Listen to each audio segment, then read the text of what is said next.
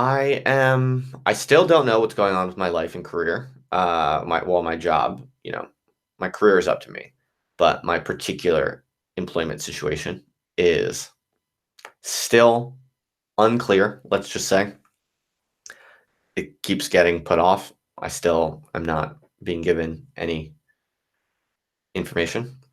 So, yeah. Thank you for the compliment about my glasses. I appreciate that.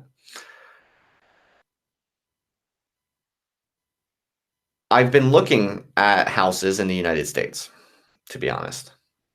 I've been looking at really cheap houses in like beautiful parts of the United States. That's one of the things I've been doing, spending my time recently, because I think if what you really want to be is a totally free, creative intellectual, the number one obligation at some point or another is going to have to be to cut costs and just basically create the cheapest, simplest, and most stable living environment you can. At least at this current juncture, that's kind of what I'm leaning towards more and more.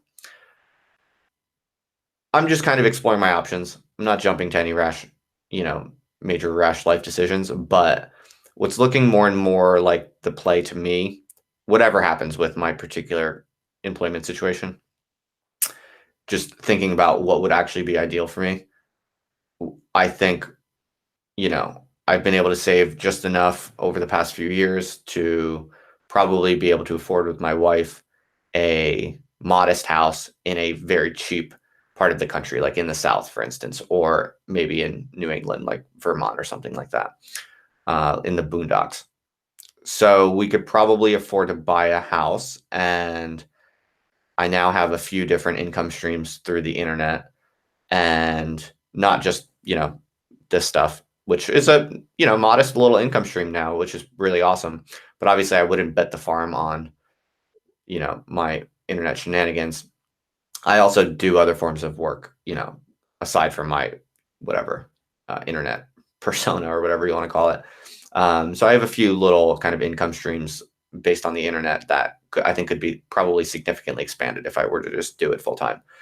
And so I think what I'm really leaning towards is we buy a house somewhere beautiful and really cheap, a modest little house, maybe somewhat of a fixer-upper kind of situation. And yeah, we just significantly cut our monthly obligations, and I just live on the internet full time, like digital Walden or something like that. That's kind of the vision. At least I'm researching, let's just say, and I'm kind of leaning towards it affectively. That seems to be maybe one of the best possible ways to kind of re-navigate my life. And I would just like write books and shit and keep doing all the stuff I'm doing on the internet. And yeah, just be a totally independent academic, intellectual, whatever person on the internet. And yeah, so we'll see. I'm just giving you some updates on where my mind is at. Or who knows, maybe I'll stay in academia for some time. We'll see. All right, what am I missing here?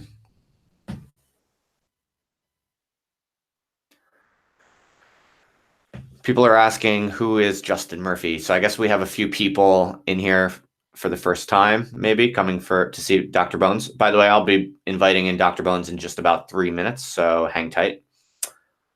I guess maybe if people are asking me who I am, for instance, someone saying, is he conservative, religious? First time seeing you and wondered about your angle on things. So sure, assuming that there might be a few other people in here maybe who are here for the first time. As I said before, welcome.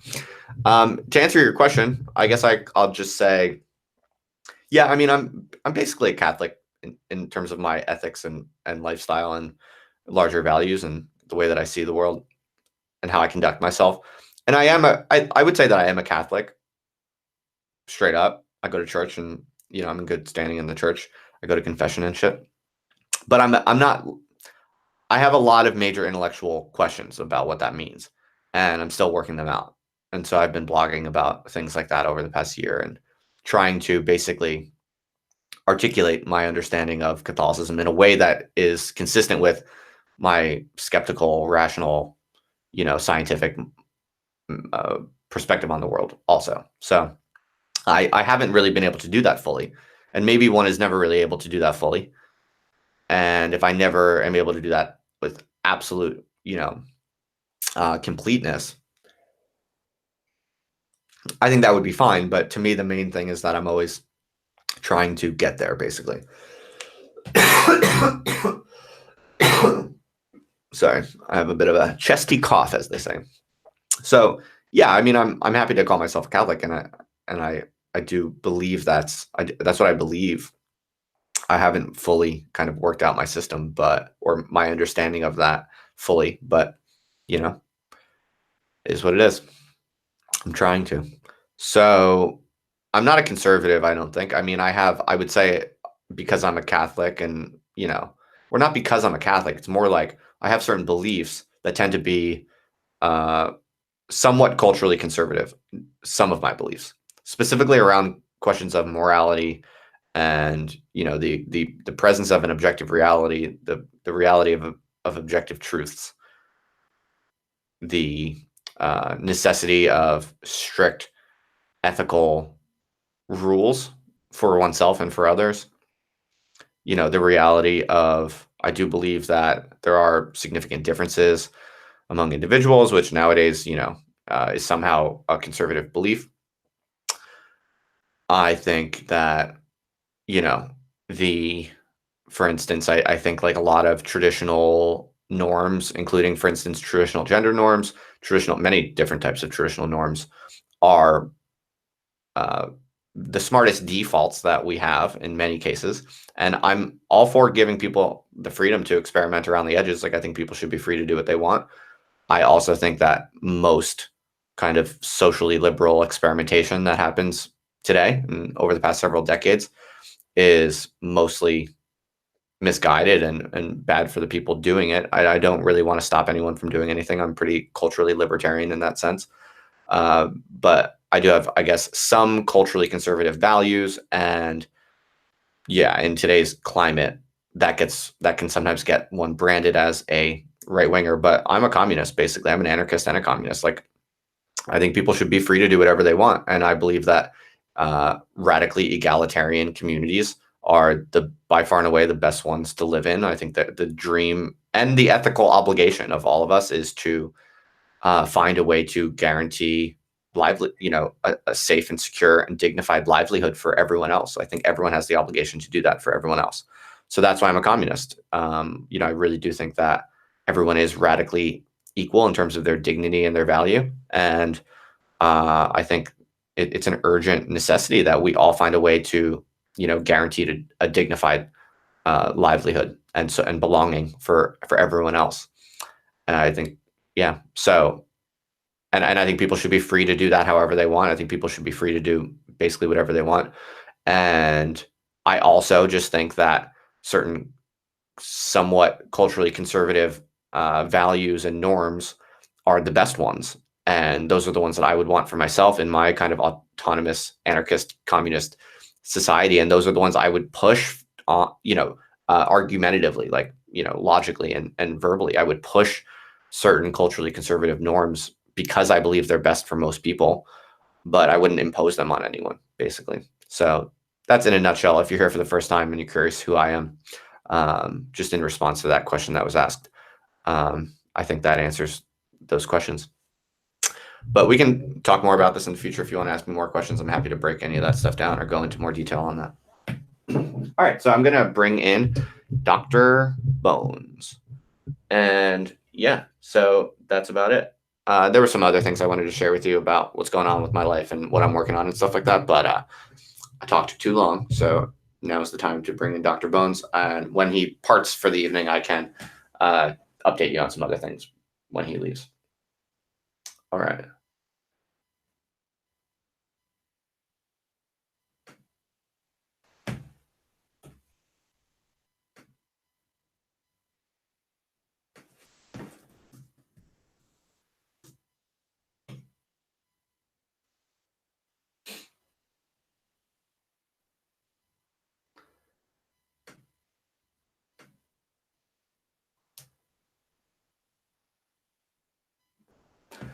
All right, I just sent out the link to Dr. Bones, so he should be with us any minute. And there he is. Dr. Bones, can you hear me okay? Oh yeah, absolutely. I heard some interesting things about objective truths and morality. I don't know what the fuck that is, but I mean, kudos on you Oh, were for. you just listening? Well, yeah, I had to spy on you a bit. Okay, yeah, fair enough. That's cool. Well, that's cool. So now you know, I guess, just a little bit about me, but don't worry, I don't want to make it too much about me. You're the guest of honor, so you, Well, you I know. found it fascinating. Hey, whatever. You're the.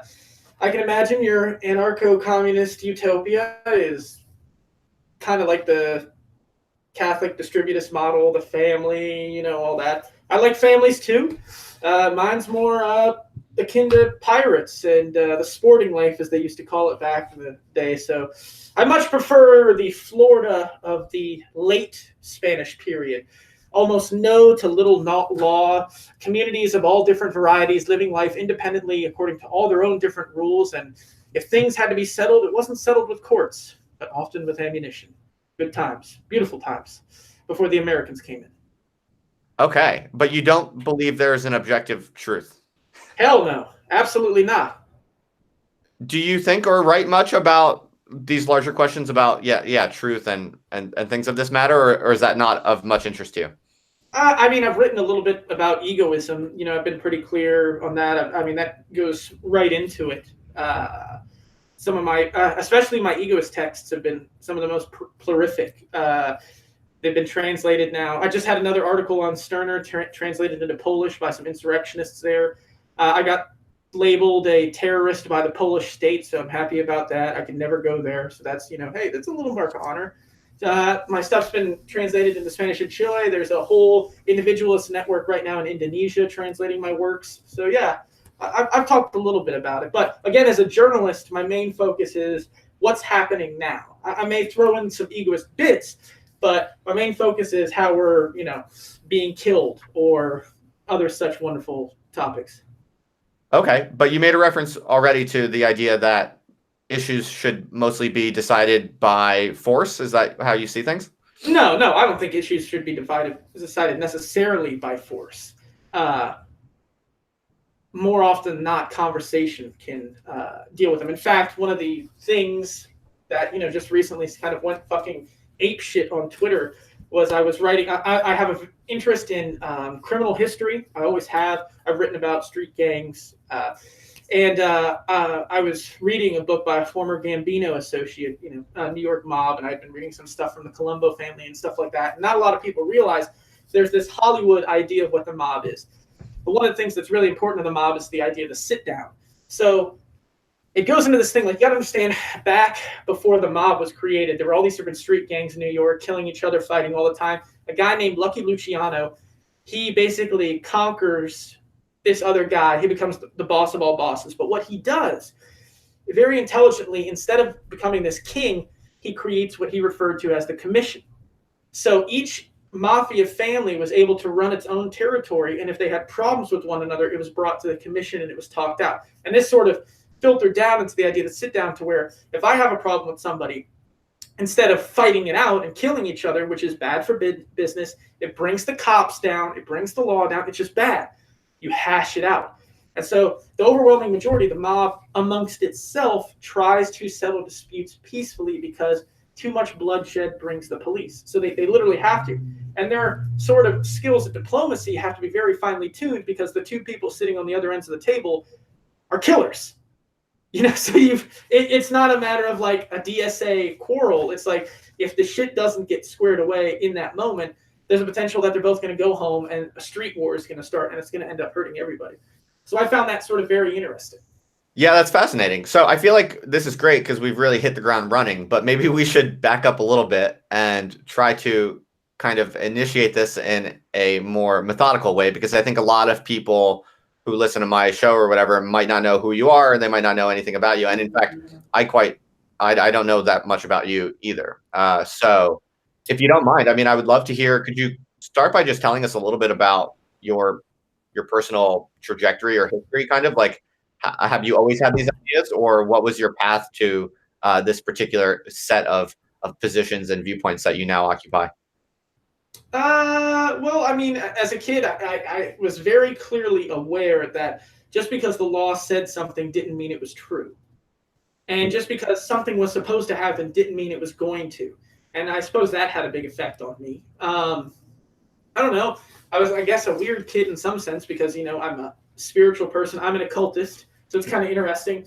I was semi raised in the Catholic Church, although being in Florida, my dad was the one that went to mass in like board shorts and only prayed to God when he wanted to win the lotto numbers. So, nominally, I never went to confirmation, everything like that. So my grandfather still sees me as a wayward heretic. But what's funny is because, I sort of draw on that in my occultism because I work with saints, as is very popular in hoodoo. So I've been a practicing occultist since I was 16. So many, many years now of spending nights in graveyards, working with spirits, creating all sorts of things. Where I started writing, I was basically a professional conjurer, reading fortunes for people, doing work for clients, stuff like that. I've always had a sort of anarchist personality. And again, one of my things with egoism is because I work with people and not ideologies, I understand that my life and the way I want to live my life is not necessarily, may not work for some other people. It's a little hard to be wild and fast and loose on the rules when you've got 4 kids. All of a sudden then, security is more important. You just want to make sure that your kids are going to be okay. I get that. And so I'm not saying that anyone should try to live the life that I want to live. All I ask is for the small token of don't fucking make me live your life. But no, I've just sort of been that way. I've been a student of history. I've been a writer all my life. And I started writing horror stories, but then I realized that like journalism was the true horror of today. There was nothing that I could create that could match children being born deformed due to depleted uranium shells in Iraq, complete with pictures. Or the videos of Kurdish children being mowed down, in some kind of bomb strike, or, Syria, the barrel bombs, and seeing on tape arms flinging off. That sort of thing was the real horror, and I wanted to bring that to people.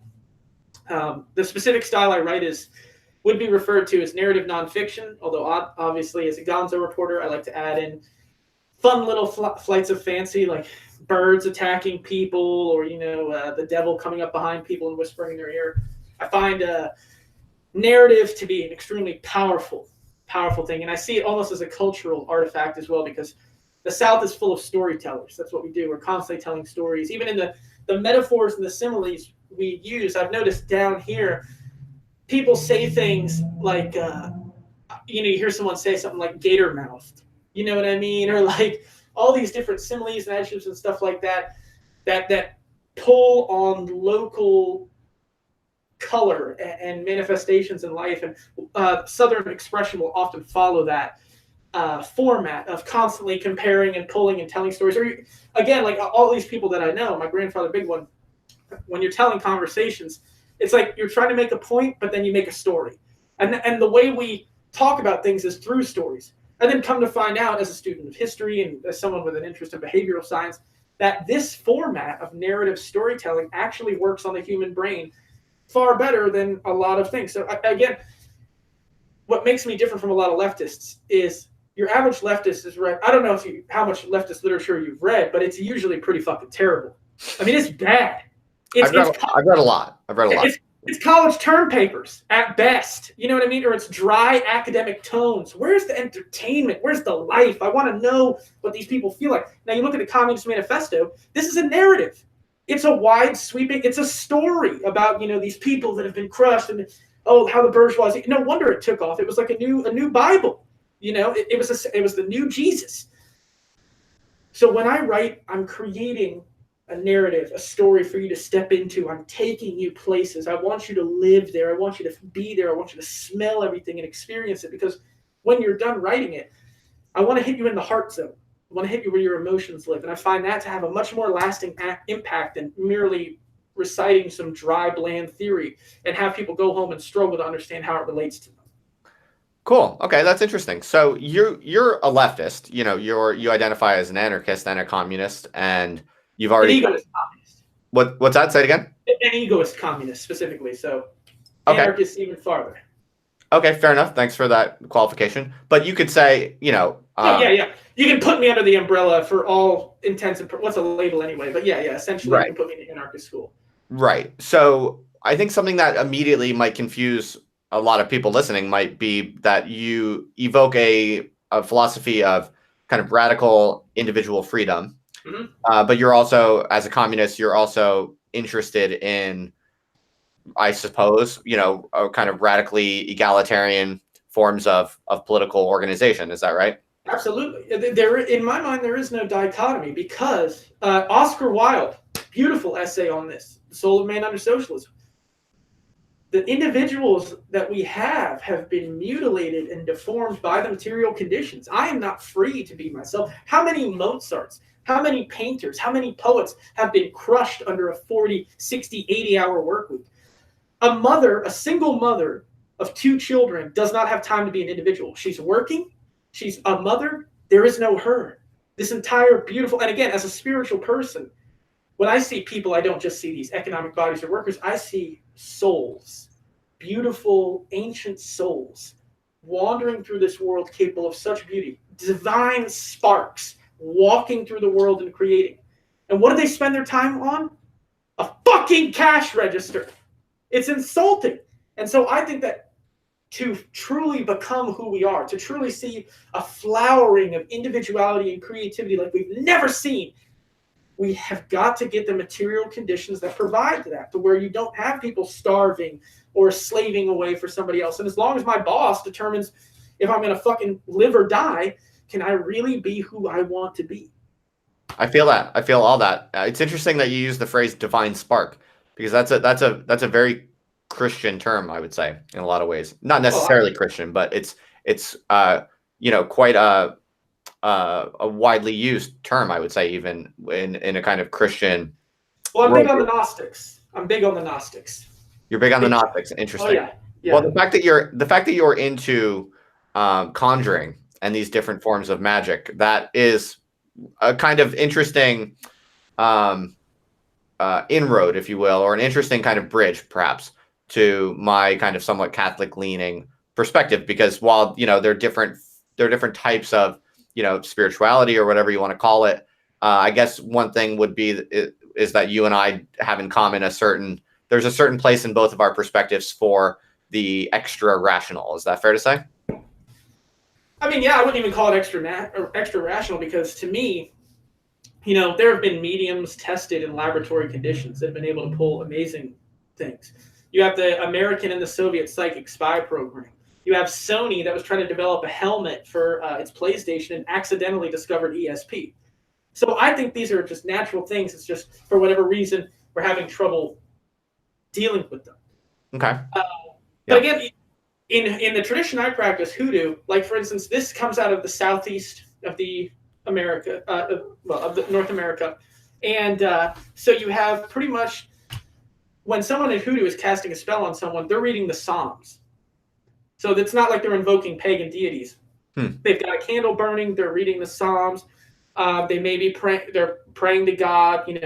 There are things where you call on Jesus and stuff like that. Again, there's this very strong animist component, and specifically necromantic. I'm going to a cemetery. I'm buying graveyard dirt by someone to help me with gambling or something like that. Or there is this sort of thing like in hoodoo, it's a very practical thing. So I may use a certain psalm from the Bible to help me keep the police away and all this sort of different stuff like that. I find the God of the Old Testament to be a very useful device or inroad to God, who, especially in a Gnostic sense, I see the divinity very much in the sense of the pleroma or the Tao as this unutterable, unknowable thing. So when I approach it, I have to put it into terms that I can understand. And from a practical sorcery context, the God of the Old Testament is perfect. It's a personal God. He's very involved in life, and he has a vengeance. And for hoodoo, which is a big difference from paganism, pagans, also known as fluffy bunnies, they may ooh, I'm going to bind somebody. Fuck that! In hoodoo, there is a belief that anything you do, God has a hand in it. There's a great quote that, God cannot be forced to act anywhere. it is ultimately the divinity that will act. So if someone in my neighborhood is harming children and I put a death hex on them, I'm not going to hell. I called a righteous fury upon that son of a bitch, and they are going to rot in hell. And if they get into a car accident and their head flies off and it's a bloody scene, that's God's hand. I just happen to bring God into it. Interesting. Very interesting. So can you use your conjuring powers to create the political realities that you prefer? Oh, well, absolutely. Again, I wrote a whole book on that, Curse Your Boss, Hex the State, Take Back the World. So I was putting these occult things into specific leftist political strategies. For instance, one spell I had in there was for, it was a protection thing involving chamomile and stuff like that. And Charlottesville, when that Nazi drove that car in there, I received an email from someone who had performed that ritual, and they had been right there, and they said that they had felt a pull to get off of the street as that came down, and they attributed that to the ritual. Part of my Patreon people, if you help support my writing up to the $9.99 level, I have this specific card that I make that I really enjoy working with playing cards as ritual objects. I've got tons of people that sign up for my writing because they're secular and they enjoy my writing and they're like, oh, haha, bones, magic, whatever. I have tons of emails all the time. Like, I can't believe this is working. I've been so lucky. What the fuck is going on? I've got a guy that has electrical problems in his fucking house.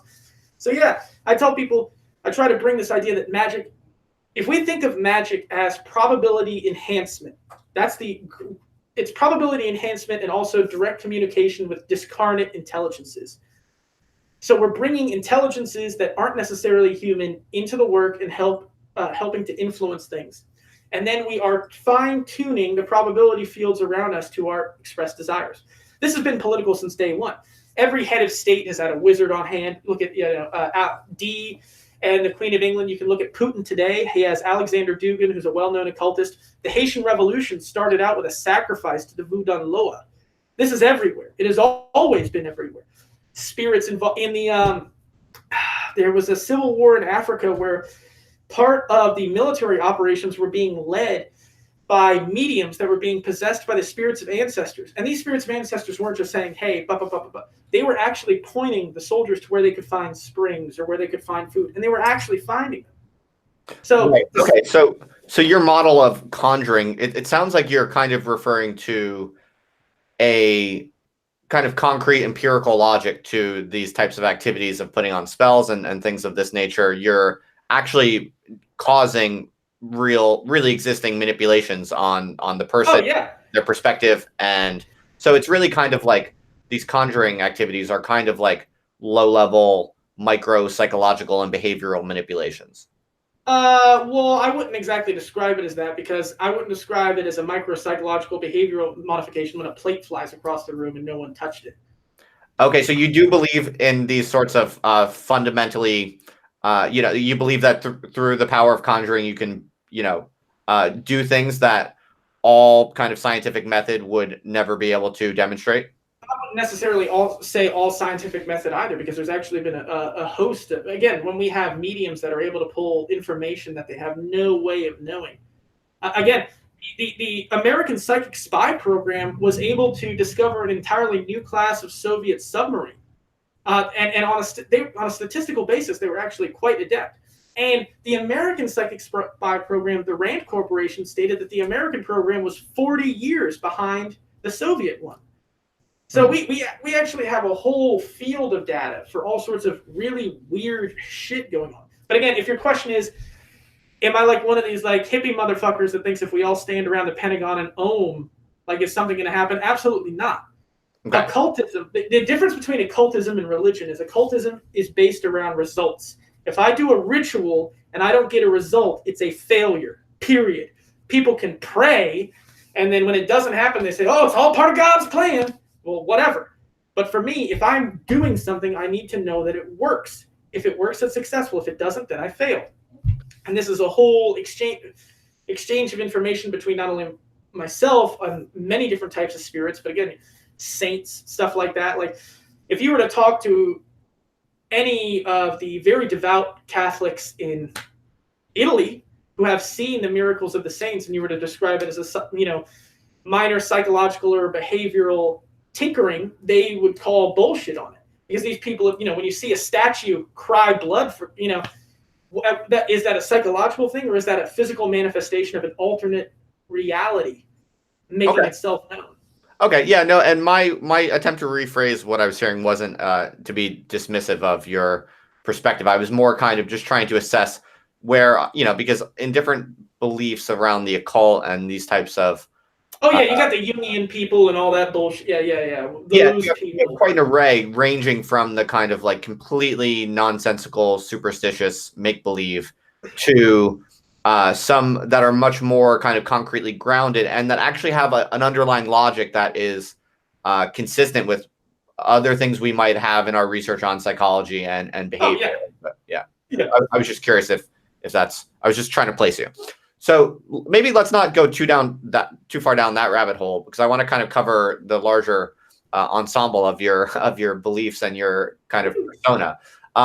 One thing I'm really interested in is trying to place you a little bit better within kind of the currently existing left, because it seems clear that your kind of allegiances, your sociological and political allegiances, are with the left in some sense, and then obviously you kind of deviate from left-wing normalcy in a few different ways. Like you are very adamant about gun rights and things like this.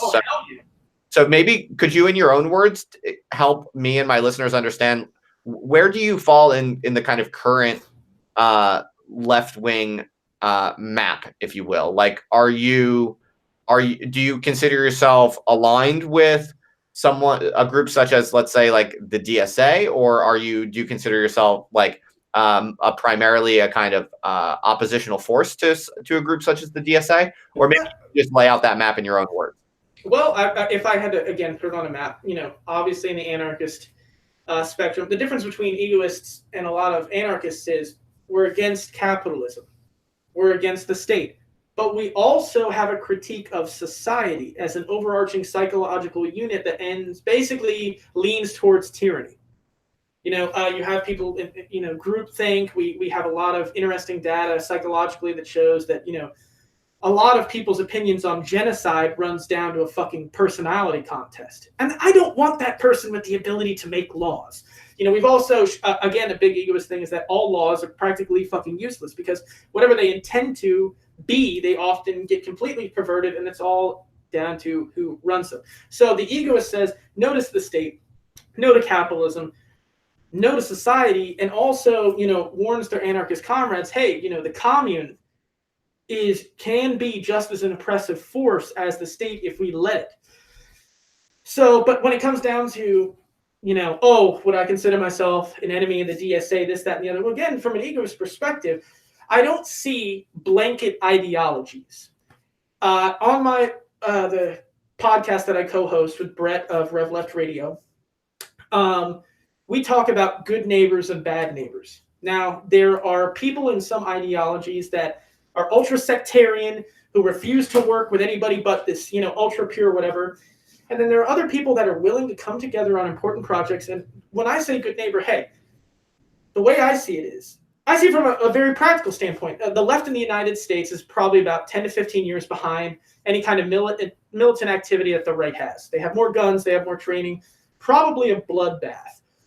So we don't have the time or the luxury to be battling it out for our own idealistic lives. There is no force in the United States on the left that could successfully conquer or convince or whatever 300 million people. It's not going to fucking happen.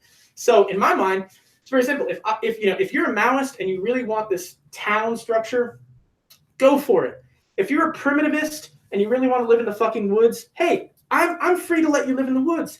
And if I want to do my thing, let me do my thing. If we can come together and work together on specific things, then we're good neighbors. A good neighbor lets you run your house and is willing to come out to a barbecue with you. And it's also, if my kids are in danger, I can count on them. So rather than seeing blanket ideologies, I've been to a DSA meeting, and I found a lot of people that have very anarchist tendencies. And, this purity has fucked the left so hard because we just sort of write people off. Now, luckily, there are some groups out there that are doing positive work. You have the John Brown Gun Club, Redneck Revolt. They're actually going to typically right-leaning areas, and they're counter propagandizing these people. Now, normally on the left, because these people are bad, we don't want to converse with them, so we're cutting ourselves off from potential recruits. You also have a lot of people in the SRA, which is the Socialist Rifle Association. This is an organization made up of multiple tendencies of leftists that are coming together to train with firearms, that are coming together to do hurricane disaster relief. That's what I'm interested in. So in my mind, especially as an egoist, I'm looking at the individual. Can I work with this person or can I not work with them? Because their ideology to me boils down to a religious belief. So you're not one of the kinds of insurrectionary types who are opposed to organizing in principle. Well, I have my own ideas about what works.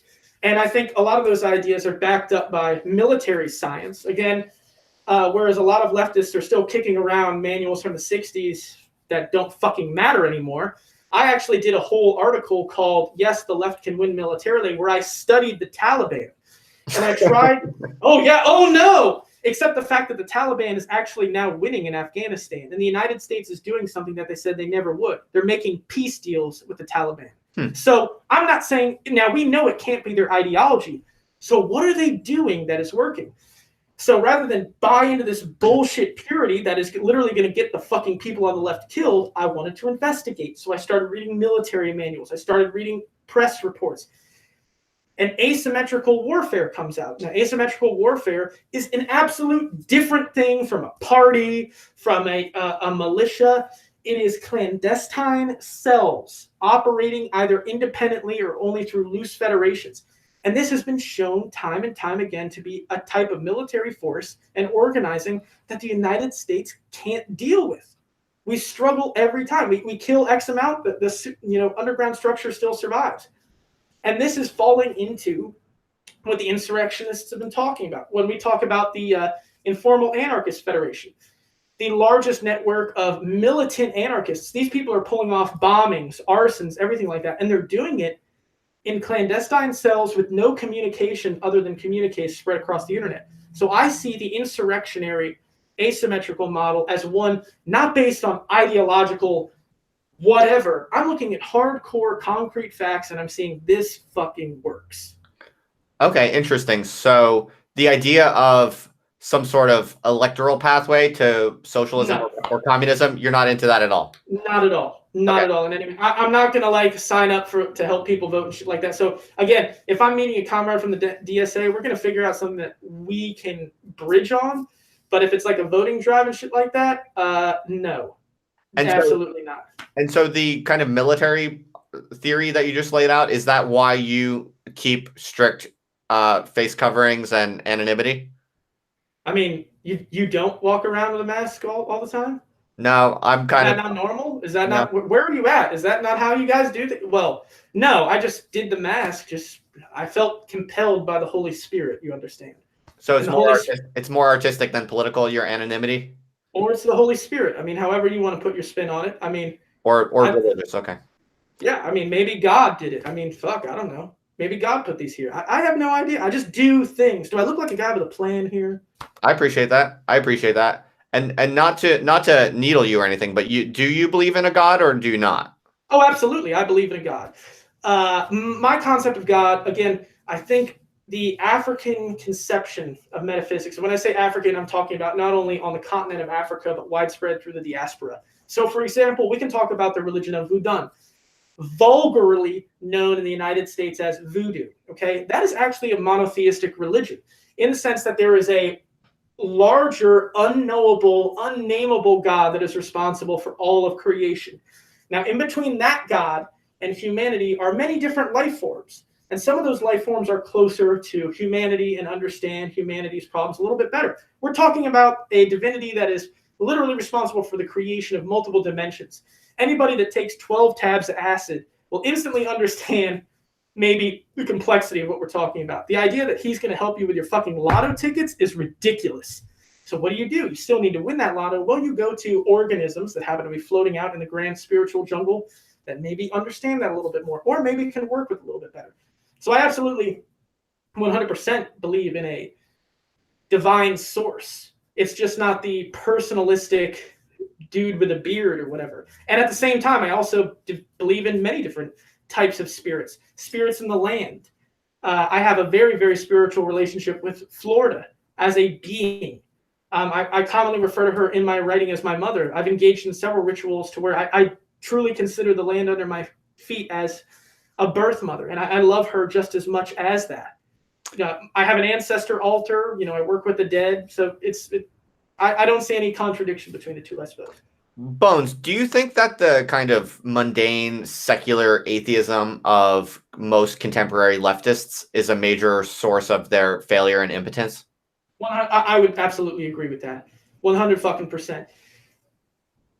What's weird is this was never the reality. Again, like I said, the Soviet Union, what's interesting is the czars were funding psychical research. Lenin kept that research up. It only stopped under Stalin. After Stalin died, the Soviet Union picked up psychical research. They saw ESP not as anything supernatural. They thought it was just a normal human thing. So they wanted to understand it. In some Soviet documents, they're talking about how psi is going to be the next atom bomb. But meanwhile, you have these leftists who think that this Victorian era science is the truth. Meanwhile, we're sitting here, the Higgs boson particle is defying all statistical laws. You've got quantum entanglement, you've got all this weird shit showing that reality is a lot stranger than we think it is. Evidence that consciousness is non-local. You have Dr. Daryl Bem doing his experiments about feeling the future, where people are responding on an emotional, bioelectrical level to images they haven't even seen yet. Reality is a lot fucking weirder, but the problem is the left is still dealing with science that was old and outdated by the 1930s. And we've fucked ourselves there. Now, one of the good things, and I think there's been a turning point here, is Standing Rock. Now, I did an article on this called, Will Standing Rock Give Anarchism a Soul? Because you had all these militant, atheistic, leftists go down to Standing Rock. And look, indigenous people, they know that the land has a spirit. It's not a battle over just water rights. It's that land has a spirit. The animals there have a spirit. They are their relatives. There is a communion. And all these little baby leftists all of a sudden had to deal with prayers and sacredness and everything like that. And, rather than laugh it off, because they had to respect it.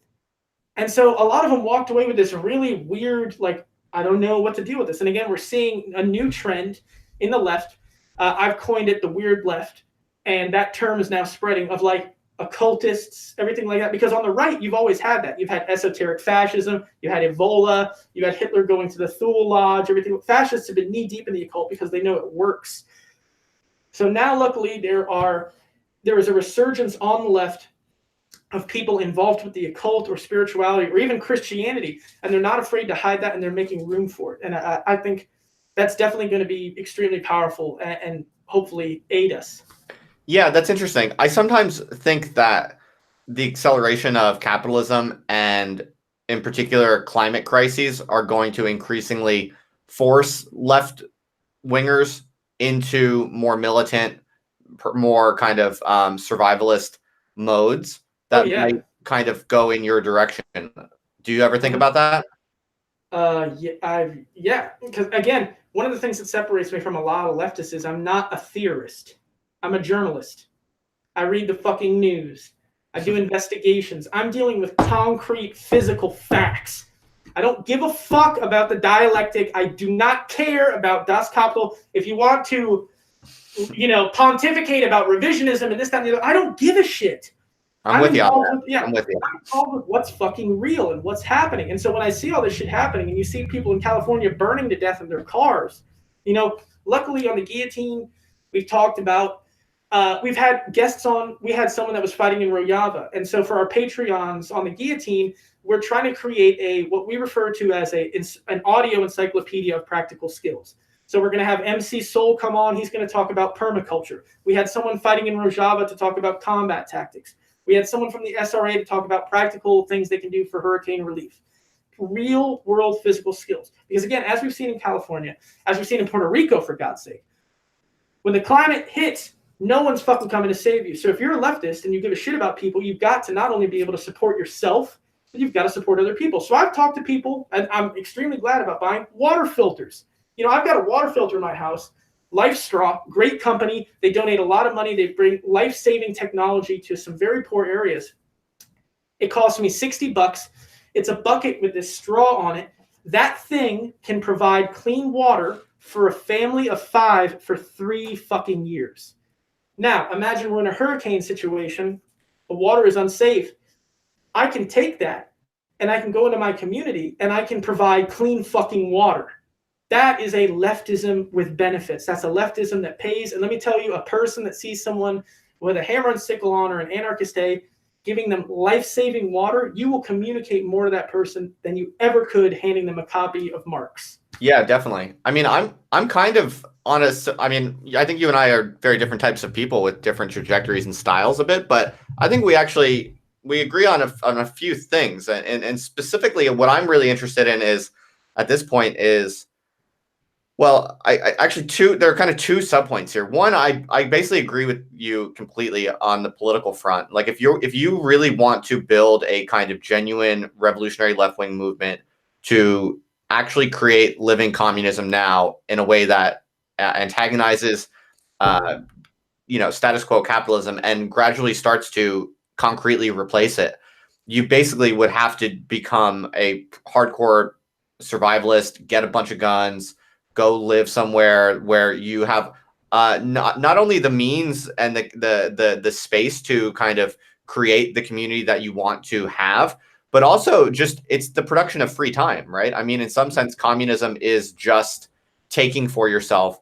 and for your community, for as many people as you can redistribute it among, taking for yourself the free time to be free, basically. Well, see, but yeah, I don't think it's necessarily limited to going out to some remote area like the fucking Everglades and doing whatever, because sure. I think one of the things that I find very interesting is if you look at street gangs, right? They own next to no fucking property, right? The Bloods don't own any fucking skyscrapers, and yet they own the streets.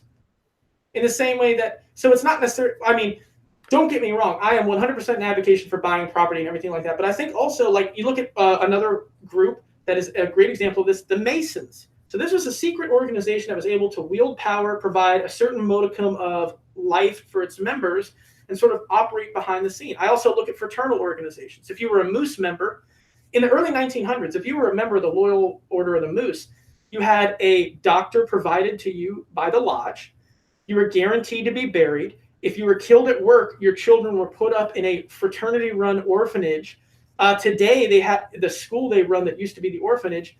If you get a good enough grade point average, they pay for a 4-year degree at your college. Again, a leftism with benefits. So if we look at, like, for instance, the sex workers in Louisiana that are looking to basically unionize their clubs, I see that as a starting off point for this building of a network, because the minute you seize your means of production, you can start putting that time, that money, and stuff like that. Who's to say that those sex workers can't start planting gardens, can't start going down to the ranges? And as times shift, they can expand their power more and more. I think we have to get away from the idea that it's got to be all or nothing. Building an underground network takes time. It takes baby steps. If it's just you and 3 friends planting a community garden, if it's just you and a couple of friends going camping to brush up on skills and to slowly learn, you're taking steps. At this point, the left needs to encourage people always, even if it's just a small thing. Go out there with your friends, start doing things, start building these connections. Tenant unions are blowing up all over the country. That is a point of struggle. And again, if these tenant unions can win, and if they can seize the literal places where these people live, that's a huge victory. From there, if you have a place where now you can live, you can really start building out.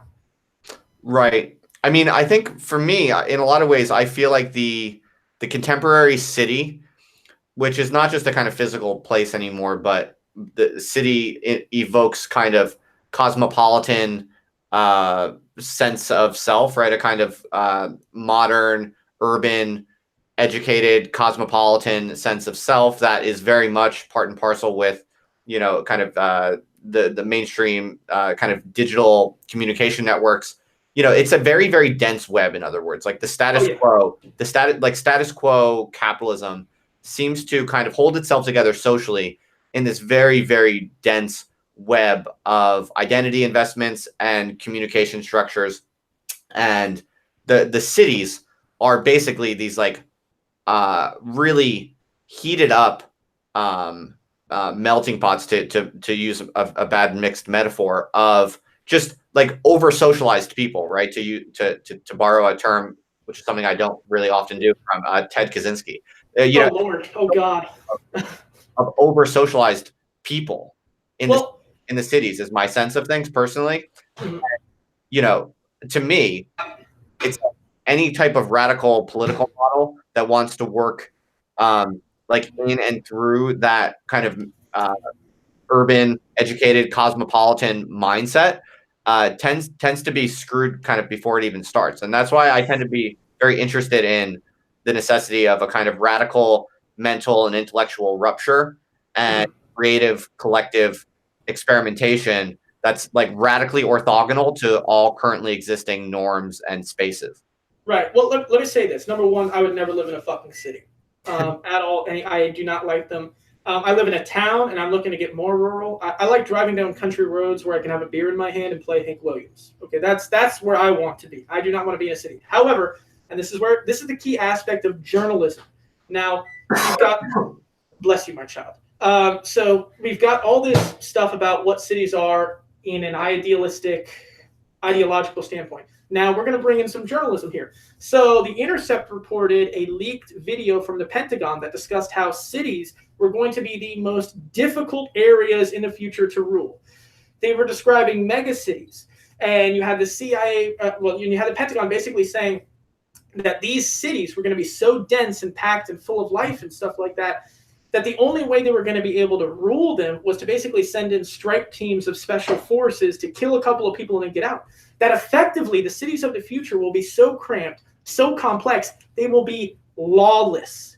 So, from an insurrectionary standpoint, or what we're talking about, building a new community, we're talking about a section of the globe that the United States military will only be able to function in a special forces capacity as they have in Afghanistan, which, as we have seen, very materially, they are unable to do. So granted, if we're staying in this ideological construct of what it means to be in a city and how it relates to the human soul and stuff like that, I'm with you. I don't fucking like cities. I don't like them at all, especially as a spiritual person that sees so much spirit in the land. I cannot imagine living in a world where the only animals you see are rats, dogs, cats, and maybe a raccoon, no fucking trees. I don't know what the fuck that is. That sucks. However, the battlefields of the future will absolutely, some of the most intense will be in the cities. As we're look at what's happening in France now. These riots and stuff like that are going to kick off in the metropolises. It's not going to be the rural era of, an armed insurrection and stuff like that is possible, as we've seen in Afghanistan, but that's some pretty rough country that we have to have. So your average person living in a small town, outside of Tampa, it's not fucking Afghanistan. However, when New York is slowly sinking beneath the waves, and income inequality is an all-time high, and it is just so dense and so. Look at the amount of money that New York spends on surveillance. They know that they are up shit creek without a paddle. So again, basing what I do on a journalistic material standpoint, while I can understand exactly your viewpoint, I would also say on a tactical level, cities will absolutely be one of the key points where if you want to basically live in an area where the United States has no point of rule, or where the state essentially ceases to exist, that would be the place. You think the state is more likely to be weakest in cities? Well, I don't. That's what the Pentagon said. Well, that's interesting. I mean, this is. Hey, I'm just a journalist. This is the Pentagon releasing documents out, a leaked video that The Intercept reported, talking about how they're kind of fucked with the cities of the future and talking about how they need to make new programs. So again, this is the value of journalism. We are jumping outside of our ideological webs, and when the Pentagon tells me they're pissing themselves, I got to pay attention. And so my beliefs have to take a back seat. I've got to look at the fucking evidence. And if the evidence is saying the cities of the future, that's where the fucking combat's going to be, hey, I just report the news. So, okay, yeah, no, that's interesting. I'll think about that. Do you ever think, though, about how your comrades on the left, and especially the kind of seemingly growing kind of electoral socialism model that seems to be picking up some speed, do you ever worry that at a certain juncture that's actually going to be the greatest threat to what you believe in? Do you worry about that or no? No, because they'll just be killed anytime they get close enough to power. You think that's what will happen? Are we talking about the same American government that funded death squads in Central America that has like literally spent hundreds of millions of dollars to influence foreign elections? Are we talking about the same political game? Like a lot of people think that politics is just this. It isn't just getting elected. You go there, you owe favors to people. They blackmail your ass. You will vote a certain way, or bad shit will come out, and you will be exposed. It is a dirty, dirty game. So if the Democratic Socialists literally became a threat to the United States, hey, I'm a student of history. We've seen what happens to threats to the United States. Ask the Black Panthers. Yeah, I see your perspective. The reason I was asking is just because, well, you know that, you know, in the U.S., power is very distributed. So there are many stages at which a growing kind of political party or political tendency can gain a certain amount of power before it has all the power, right? And so when a particular tendency has a certain amount of power, it can do a fair amount of damage in you know, controlling people or shaping people's you know, freedom or whatever it might be. And that's why I was just curious, because it does seem like there is this kind of cultural leftism, right? There's this kind of hyper moralistic leftism that does seem to be kind of increasing, especially among the younger generations, like the generation younger than millennials. And you know, I just wonder if you watch this and have observations on the possibility that in some weird ways, I mean, I'm basically a leftist also, but in some weird ways, what's happening on the left and what seems to be kind of growing on the left, I sometimes wonder if it is actually going to become one of the key forces that's going to be antithetical to these more kind of radical, militant, individualistic freedom types of vectors that you and kind of I'm on also. Well, I would say this. That's kind of like a two-part answer. Number one, I think that these people are lost in an ideology that they have not yet had rushed up against the rocks. It is all good and well to believe one thing. It is another thing to be knee-deep in the Syrian civil war and watch your friend's head blown off. When I went to go speak to some leftists in that vein, I told them, you guys have no idea what the fuck a revolution is. Are you ready to go to prison for life? Are you ready to watch your friend tortured and forced to give up names and know that you're next? You're not ready for that. Your ideology doesn't fucking matter. I have yet to meet a leftist that I would feel comfortable with surviving under interrogation. And these things happen. This isn't like a fantasy. Ask anyone in Russia. Torture is absolutely horrific. And they will do it and they don't care. And you're going to fucking tell them everything. And that's also why I lean towards this insurrectionary organization of fighting, because we decrease points of failure. When you don't know everyone in the organization, it doesn't matter if you get tortured because you don't have any fucking information to give. So the organization survives. From a second standpoint, this kind of goes into an interesting discussion I've had with some anarchists when we're talking about non-sectarianism. You know, they talk, oh, it's going to be like the Spanish Civil War. They killed us before, they're going to do it again. I say, you're talking from a position of weakness. You need to get so strong to where you don't have to worry about that. Look, I'm in Florida, okay? The DSA can do whatever the fuck it wants. I've got plenty of places where, and again, if we're talking about a criminal element, the law can say one thing on the ground, it don't fucking mean shit. The DSA can do whatever the fuck they want. I'm going to do whatever the fuck I want. And they can come and try to stop me. I mean, this is a stand your ground state. In Florida, we have castle doctrine. If a Nazi comes in my house, I can kill him legally, period. Thank God for Florida gun laws. So I'm not fucking worried about that. It's a position of strength. And you get to the point where you have to build up. If we are anarchists are interested in existing in a world, let's say hypothetically that what you're talking about is going to happen, that the DSA somehow converts enough people in the CIA to where they don't immediately get fucked over, and they're rising, the position of the anarchists should be to start building up enough power to where even if the DSA tried to come against them, they were so powerful that they couldn't be stopped. Effectively, look at like a great example of this would be Rojava. The Syrian state will never take that territory back without some of the most brutal and bloody fighting. The territory controlled by the Kurds is effectively self-autonomous. Build that. It doesn't matter what the fucking DSA does because we're going to be running our own lives. So, okay, that makes sense to me. I mean, I don't have some sort of crazy model where like the DSA is this like big. Oh, no. If I'm straw manning you there, I apologize. No, as a gonzo journalist, I like bombastic, wide, very colorful paintings of words. That's fine, man. It's all good. You can speak colorfully as you please. I'm only clarifying because I mean, I have some friends in the DSA. I'm not necessarily opposed to a certain understanding of what they're trying to do. I'm very skeptical, and I'm not going to be investing any of my time into that type of model, and I don't see how it works out well for anyone in the end. But I think this is a great, especially as a Catholic, I see it as a question of religion. You know, look, I'm not a fucking Baptist. I will never be a fucking Baptist. I don't believe in anything the Baptists do. But if the Baptists are doing their thing, it doesn't fucking affect me. And I'm not going to harp on someone. If that's what you believe and you and me are cool, I'm not some like asshole that's just going to shit on your beliefs all the fucking time unless you piss me off. But if we're cool, do whatever, man. If that's what you like.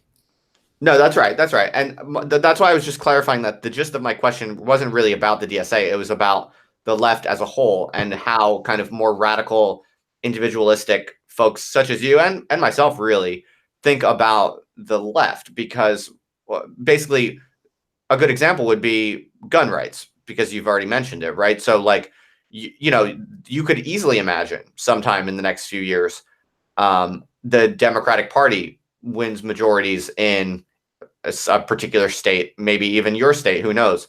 And you know, they move to revoke gun rights, you know, repeal the Second Amendment or something like that. You know, that wouldn't. well, no, but my point, Bones, is I'm only using this as a random example to ask, like, at what margins would the left not be your primary enemy? Do you know what I mean? Oh, well, I mean, the margins would have to be pretty wide to where I would begin to actively. And again, as a journalist and as someone that's dealing with concrete realities. So again, we're talking the situation, the hypothetical situation we're talking about. We are talking about a series of factors. I mean, the idea that any national party thinks that they are going to tell the South that they can't have guns, that the repeal of the Second Amendment. I mean, like, this would be a major political upheaval. So it wouldn't just be criticism from the left. You would be dealing with a messianic right that would literally be seeing this as their come to Jesus moment. But you don't think the current American left is on a vector to wanting these things and really being willing to do crazy stuff to achieve them? I think, and this is from watching these things happen, the conversation on guns has changed radically. And I would say changed radically in the past 4 or 5 years. Okay. The leftist position on guns has changed immensely. And again, when we talk about ideologies hitting rocks, you know, or Mike Tyson had a great quote: everybody's got a plan until they get punched in the face. Well, when Donald Trump got elected, the left got punched in the face. Before Donald Trump got elected, the sectarianism was even worse. I mean, it was absolutely atrocious. You could have written the left off to the dustbin of history. Donald Trump made the left collectively shit their pants. Mm-hmm. And then right after he got elected, people were like, oh, he'll just be like any other. And then he wasn't. And then all of a sudden people started realizing, uh-oh, I'm fucked. Look at Brazil. Brazil's going through the same thing now with Bolsonaro. And Brazil's in deep danger because this motherfucker's talking about torturing people. So imagine waking up and the guy that you thought was a joke is now saying, well, hell yeah, I'm going to torture people. Hell yeah. Uh-oh, now you've got to actually fucking do something. So the left has finally started to come around. And again, they've also heard some voices from non-white leftists that are saying, look, these, and I definitely believe what Hunter S. Thompson said, that, you know, writing was his way of influencing his environment. So my writing is my weapon. And luckily, my writing has a large reach. You know, it's hit in different countries and stuff like that. And so I've been trying to articulate all these things and bringing facts and stuff like that. So the liberal desire for gun control is going to get us killed was an article I wrote. And it blew the fuck up. You know, I think it's over 10,000 people have read it now. So this is 10,000 people that are reading my words about gun control, trying to show that, hey, this in the end ends up affecting people of color more than anybody else. And that the original gun control laws were made to basically take guns away from Black Panthers. So we have a combination of fear. We also have organizations like the John Brown Gun Club, Redneck Revolt, Socialist Rifle Association that are making inroads into the leftist community. And in fact, the Socialist Rifle Association is making it a point to go meet DSA. So they go to these DSA meetings and say, hey, we want to take you down to the range. If you've never shot a gun before, here's a gun. Just check it out. So there is now a leftist gun culture that is forming, because I think leftists are realizing that the anti-gun attitudes have left them fucked, because the militia types have a huge amount of time on us with training, weapons, everything like that. And the left is realizing that many of those people will not be convinced at all. And again, in my article about insurgency and Al-Qaeda tactics, I talked about with asymmetrical warfare, even if in the most Leninist wet dream that somehow the left was able to capture national power, it would result in one of the most bloody and brutal civil wars the earth has ever seen. It would literally bleed this country dry. You want to talk about Syria, there would be nothing left. Simply because there is a certain amount of people in this country that would never, ever submit to a leftist government, and they have enough guns and they have enough ammunition to kill anyone that tries to do that. But if you were confronted with that choice, would you personally prefer for a kind of civil war kind of resolution or a secessionist resolution? In regards to, if there was a kind of, because political polarization is increasingly severe, and this is a kind of mass, nationwide sort of systemic phenomenon. And so you can imagine, as if the polarization continues, there could be, you just articulated one possible scenario in which it happens over something like basic like gun rights. As you said, the South won't stand for it, but you can imagine it also kind of exploding over other basic and really polarizing issues where, it could possibly at a certain juncture either come down to one side forcing something unthinkable and unlivable on the other side, or them agreeing to go separate ways, some sort of seceding type of dynamic. And this is what I've written about. And this is why I think this is important, because again, a lot of leftists talk about the potential for revolution.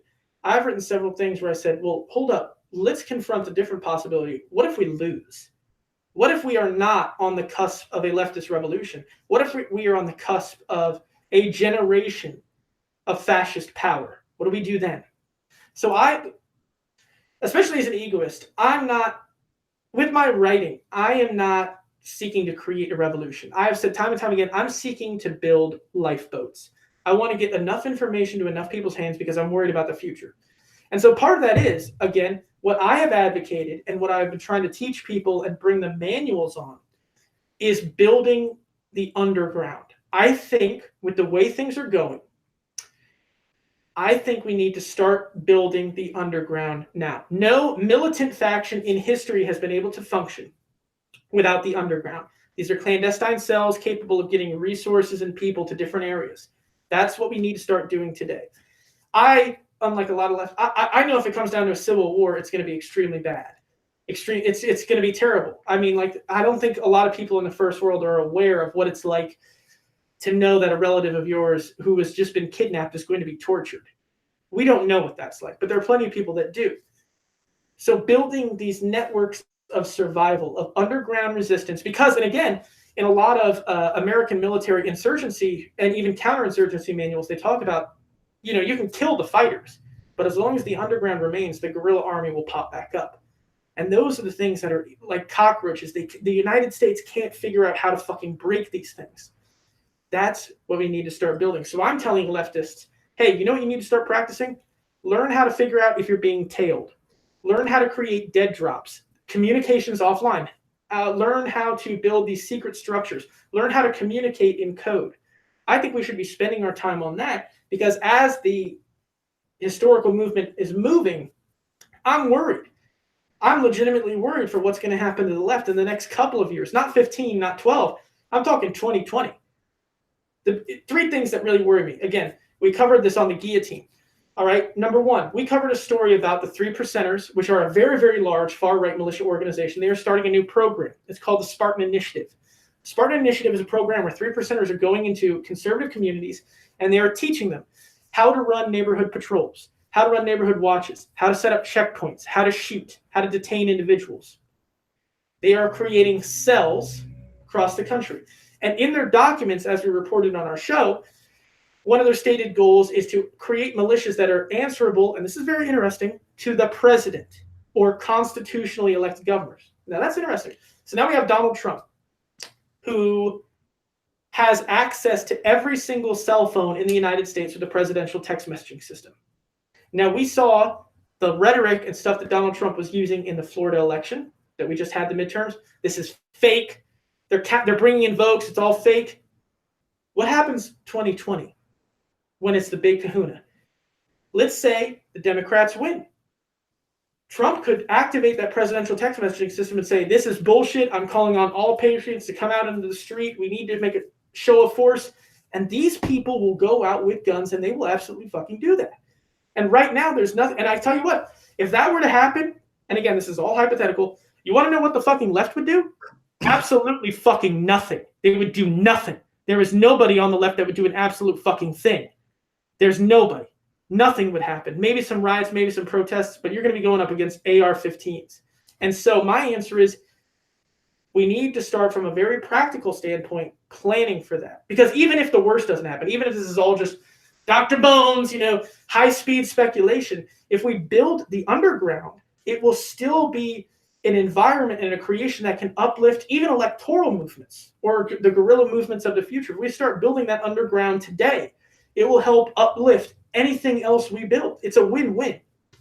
It's an interesting model. I don't necessarily for the moment want to even raise any objections to it, but I'm more curious in how you see the primary threat. Like, you seem to think that the primary threat scenario is some sort of fascist right-wing government kind of scenario supported by a right-wing militia groups. No. I don't. The model of primary threat I do not have. I don't have that. The model I'm working out of is self-interest. And so instead of reacting to things, as so happens to the left today, I'm looking to be proactive for myself and for the left. So I'm seeing structures that, again, as a journalist, I'm reading news. I'm reading historical documents. I don't give a fuck about theory. Whatever these people are saying they believe in, that's interesting. What's working on the ground? I'm seeing all these models that are working on the ground. I'm seeing the United States unable to defeat these models. So I'm saying, well, if I want to make myself anti-fragile, which is a term I think the left should begin to study, I would do well to begin doing these things. In the same way, it's almost like that prepper mindset. Your average prepper, they aren't preparing for one fucking single thing. They're trying to make themselves anti-fragile so that no matter what happens, I am ready for the widest possible. It's like a gambler going to Las Vegas with enough money to where, hey, if I lose X amount, I still walk away with this. So I'm ready for whatever happens. And I can continue moving forward with my own plan because I have built up enough strength to deal anything that might pop up. Right. So that makes sense to me, and I'm sympathetic to that. I guess the what I'm trying to kind of push you on a little bit to hear what you think about is why you would not be equally alarmed and concerned about basically the Democratic Party and the current university institutions and Hollywood and like the kind of current left mainstream seems to me to be as horrifying and threatening to your model of communities of resistance and self-sustaining networks. Like I think that's about as much a threat as the kind of like right-wing fascist threat model. Do you know what I mean? Yeah, well, on one hand, they do not have anywhere near the ground game. They don't. The majority of police officers aren't Democrats. The majority of the military aren't Democrats. They aren't. I mean, this is a fact. So the Democrats primarily deal with moral strength, and this is why you see them have the protests and the Mueller investigation, stuff like that. Don't get me wrong. I think Democrats are garbage. I think they're trash. I think they are literally just another side of the coin of the capitalist project that is keeping us all enslaved. Yeah. So, hell, Obama droned fucking kids. I mean, yes, this is a legitimate thing. And so when we're talking about dealing with military force, the Democrats can absolutely wield it. The difference is, and maybe perhaps this is regional. Now, I live in the South, so I am in the beating heart of American conservatism. So I do not have to worry about droves and droves of Democrats. I have to worry about Klansmen burning crosses in the fields and with the sheriffs who are their brother killing black people. Those people are overwhelmingly Republican. Now, if I lived in Portland as an egoist, I would probably have many more critiques and many more problems with the more not good elements of the left. Absolutely. If I lived in DC, it might be a different story. But I, especially as a Southerner, am in the heart of American conservatism. An ideal, and I think that also goes to my politics as well, because I've noticed a lot of leftists that come from the left coast or from the East Coast, they think of themselves as almost near the world they want to see. They almost see like the world is just about where they want it. They just have to get rid of a couple more things. Whereas leftists in the South, we are surrounded by enemies. We are in enemy territory. Everyone wants to kill us. It is not a good idea to put a hammer and sickle on your car. You will die out here. You will get your ass beat, period. So I think that is that different perspective. But again, as a materialist and as a journalist, I don't necessarily see that much potential in imagining all these different possible futures. And again, the idea of anti-fragility is that when something goes wrong, right? Fragility is if something goes wrong, I'm fucked. Mm-hmm. Strength is if something goes wrong, I can survive. Anti-fragility is if something goes wrong, I get better. So if there's a riot, I want to come out on top. I want to seize territory. I want to grow. The ways to do that and build that into the left isn't necessarily attacking, well, what if this happens? Okay, we're going to prepare for that. And again, I think that is that reactive standpoint in the left. When we're focused on ourselves and our own movements and our own abilities, we instead look to build up our own strength and are able to deal with whatever may come. Now, again, obviously, different strategies and tactics can, obviously, just as we discussed, if you're in Portland versus the South. But also, I think that is a very key dichotomy between what I focus on and what we see in the wider left. I'm not reactive. I'm proactive. I'm focusing on building something. I'm focused on my own benefit. And again, I find that one of the best things from an egoist perspective on the left is because, like, look, you see these people, these old Trotskyites still selling newspapers at May Day rallies. I don't give a fuck about that. I want a leftism that pays. If the left isn't going to fucking do anything for me, then what the fuck is the point? So I'm looking to build structures that I'm going to benefit from immediately. Community gardens, shared food. If the cops are coming to my house, do I have a place to run? Can I get a lawyer? When we look at the Black Liberation Army, these people had developed such a strong strength. They were breaking people out of jail and smuggling them to Cuba. Where the fuck is that on the left? We don't have it. We don't have those strengths because we're constantly reacting to stuff. Instead, the Black Liberation Army, because they saw themselves as an active combatant against the United States, had to build up structures to a certain amount of strength for them to do what they wanted to do. So again, see, that's the key difference. Are we building strength to do what we want to do and live the lives that we want to live, or are we reacting endlessly? Yeah, definitely. I feel that last bit at the very least, for sure. Do you mind if I ask, what is the meaning of bones? Where does bones come from? Like Bones, as in like the name? Yeah. Oh, well, that was Dr. Bones was my working name when I was a professional conjurer. And the process of finding a name in conjure is a very, very special process. I engaged in a ritual and was given that name by the spirits that I worked with. And so that was my shingle, putting it out. The thing is, you have to understand, in hoodoo, when you're coming out and you're saying, I'm a doctor, I'm Dr. Bones, I'm Dr. Buzzard, you're saying, I have a significant degree of skill in the occult. And you either have it or you don't. And when you bring in clients, they're expecting a certain amount of work. So if I have a client that's coming in and says, hey, my child is being scratched at night. Things are moving around the house. I feel depressed all the time. I have to be able to diagnose the problem through, I use playing cards instead of tarot. I have to be able to fix it. I have to get that spirit out of there. So again, before I was writing, I was doing that professionally. So that's what I was doing in between my very menial day job, going to people's houses, taking shit off, making stuff for luck, all sorts of stuff like that. And so that was my working name, Dr. Bones. And when I started writing, I thought about, well, do I want to create a new name? And one of the things, when I started writing, I actually moonlighted under different pseudonyms for a couple of different political websites as a freelancer. And that's always something that tickles my fancy, is that so many people have read my work, but they don't know it's me, back when I was still sort of hiding. And I got my writing chops and reporting chops up. And I decided that I wanted to start writing, but I wanted to write the way I wanted to write. I wanted to write narrative.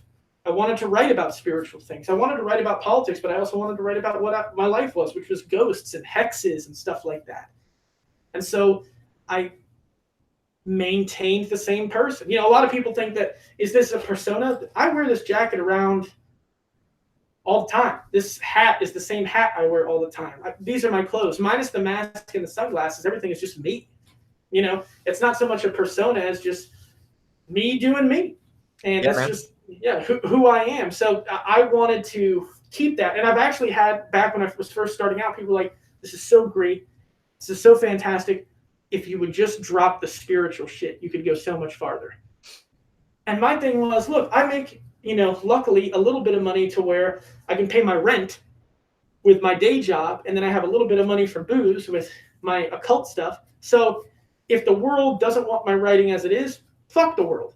This is what I'm going to do. And luckily, I hit a fucking nerve. Yeah, I appreciate that, man. I think you definitely gotta go all in on exactly who you are, or it's gonna fail. Oh yeah, there's no point in hiding yourself. If you've got one life to live. I mean, I believe in reincarnation. I find the African idea of the three-part soul as particularly truthful, at least in my experience. So this is the only time I'm going to get to be me. The only lifetime I'll get to walk in this body. So I might as well be it to its fullest potential.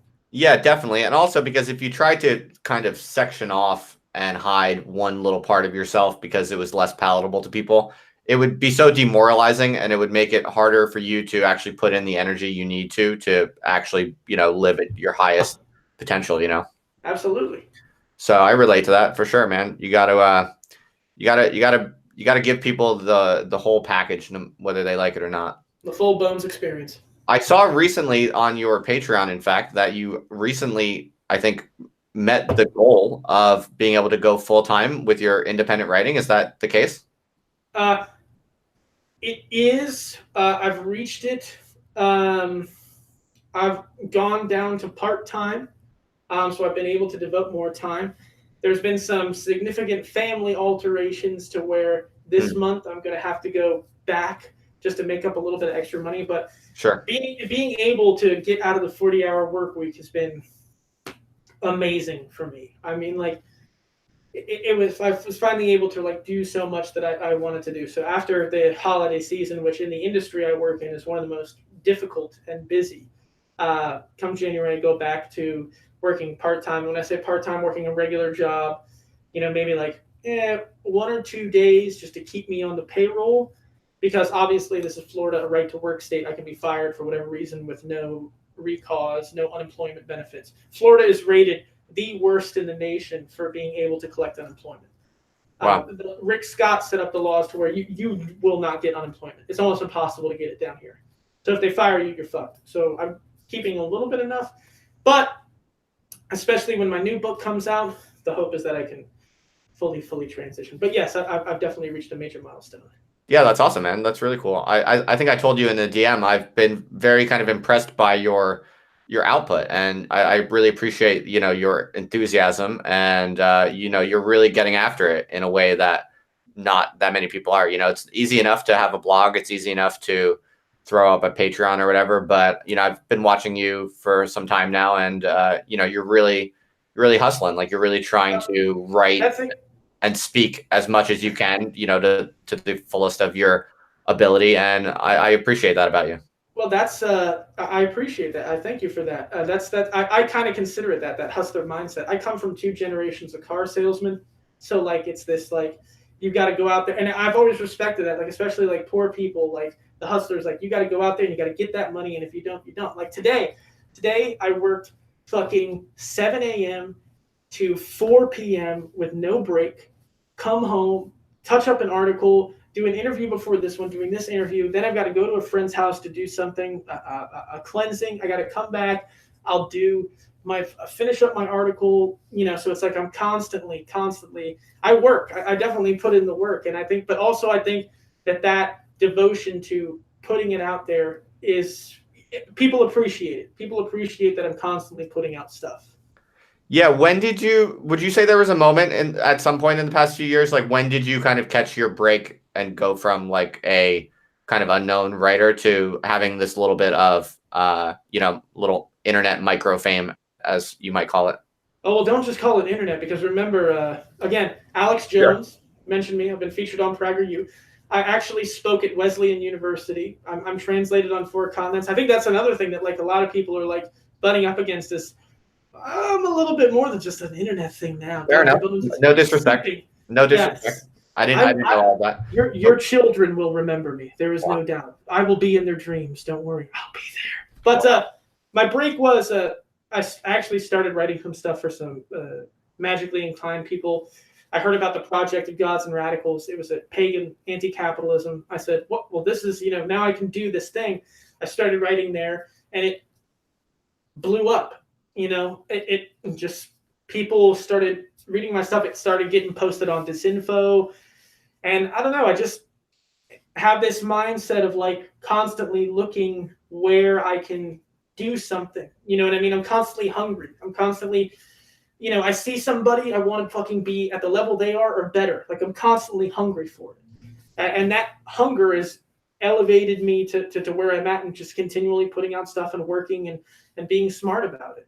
Right. Did the Alex Jones mention get you a bump?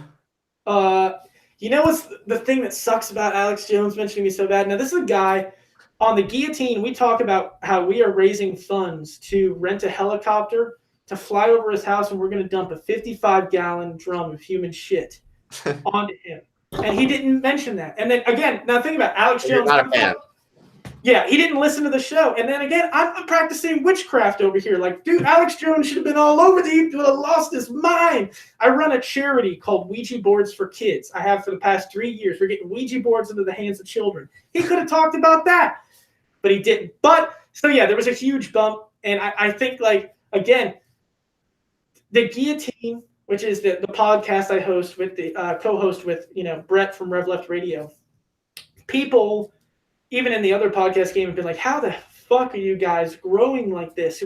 We've been called the most dangerous podcast. And it really is true because, again, on the right, they're not talking about Chapo Trap House. They don't know who the fuck those people are, but Alex Jones knows who the fuck I am. PragerU, Laura Loomer, they know who the fuck we are. So we're doing something that's engaging with these people and making them afraid. It definitely was a huge bump, and I think it also made people consider us a little bit more, but also I think it was like a bit of levity because it tells you like, okay, I am doing something. So when you get people like, we had a 19-year-old that is like big in the Marxist-Leninist community call us like CIA officers, and that we're bourgeois, capitalist, imperialist pigs. And of course, in that online Leninist scene, that goes viral and whatever. But at the end of the day, you're like, you know what? That doesn't fucking matter. Like none of that fucking matters. The Twitter left and the extremely online leftists, they can do whatever they want because at the end of the day, I'm out here working, Brett is out here working, we're building, we're creating something, and when the waves come or the guns come, we're going to have something concrete, and that's what we're fighting for. Interesting. And so what advice do you give to, urban, educated, radical leftists living in cities who drink a lot of soy milk and love electoral politics, maybe even voted for Hillary Clinton, but they listen to someone like you and they're like, yeah, you know what? Maybe he's right. Maybe I've been doing it all wrong. What should I do to transition to the right way of life? What would you tell them? Oh, this is easy. So my recommendation from that would be order wormwood online. Okay. Get a black candle. If you can, look up Crossroads oil. You can get that available online. You got your black candle, you've got Crossroads oil, you've got your wormwood. Take the candle, right? And I want you to roll it. You're going to rub the oil on it, preferably from the middle down and then from the middle up. Get the whole candle coated up nice. Put the wormwood down. Pray to the wormwood to draw the spirits of the dead to you. Take the candle, roll the candle in the wormwood towards you. Now it's ready. Put it in the candle holder. Get approximately 3 tabs of acid, right? Now go down to a cemetery. I want you to take the acid, and when you're starting to peak, light that candle and engage in a ritual that you believe will call upon the spirits of the dead. Ride that son of a bitch out for a little while. When you get sober, start practicing with guns. And with a combination of practical necromancy and firearms, I think you will finally see the path all of us can have. Interesting. I might have to give that a go just for the fun of it. Necromancy is fantastic. I can't recommend it enough. Very interesting. Very interesting. Well, I don't want to keep you too long. We've had a good chat about a lot of things. Do you have any takes on, you said that you're a journalist and you try to stay close to the facts. Do you have any takes on the near future? In regards to? Well, what do you see coming down the pike? There's futurism is very popular right now because, in many ways we have many different political and technological trends that are heating up very rapidly. People talk a lot about things like, well, climate change is an obvious one, but people also talk about the appearance of superhuman or beyond human machine artificial intelligence. People talk about all kinds of things, genetic engineering. Do you think much about the ways in which accelerating technological change might be game changers in ways that people right now are underestimating? Oh, absolutely. I've talked about this onset of automation and the shit that's going to cause everything like that. Again, Robert Anton Wilson was absolutely on the fucking ball when he basically said, I don't believe anything. He hears things. I look at it from the standpoint of a gambler. I see probabilities. This could happen. This might. I don't fucking know. I definitely see a whole shitload of technology that could potentially, affect humanity in extremely negative ways. And here's what I keep in my mind. When I think of humanity, I think of